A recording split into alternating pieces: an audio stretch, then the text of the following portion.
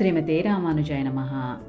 భగవంతుని అనుగ్రహం పొందటానికి నిత్య జీవితంలో మన సాధన ఎలా ఉండాలి? మన వద్ద ధన కనక వస్తు వాహనాలు ఎన్నైనా ఉండవచ్చు, కానీ అవేవి మనల్ని రక్షించలేవు. ఒక్క ఆత్మవిశ్వాసమే మనకు రక్ష. మనం ఈ జగత్తులో ఏ పని చేసినప్పటికీ మన దృష్టి మాత్రం పరమాత్మపై పెట్టుకోవాలి. దానిని మనము మరువకూడదు.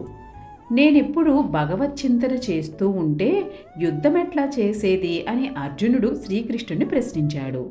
కృష్ణుడు చెప్పాడు, ఓ పిచ్చివాడా, యుద్ధము చేసేది నీ దేహమే కానీ మనస్సు కాదు కదా. కాబట్టి నీ మనస్సును భగవంతునిపై పెట్టు అన్నాడు కృష్ణుడు. మంచి కాలం రావాలంటే హృదయంలో మంచి భావనలను ప్రతిష్ఠ చేసుకోవాలి. నోటితో ఎప్పుడు మంచి వాక్కులు మాత్రమే ఉచ్చరించాలి.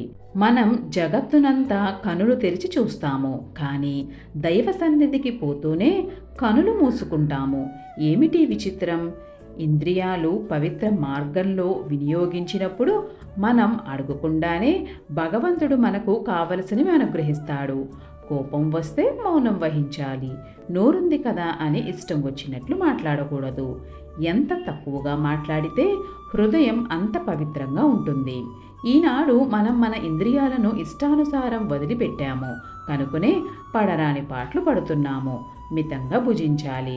ఎల్లప్పుడూ భగవద్ నామస్మరణ చేస్తూనే ఉండాలి.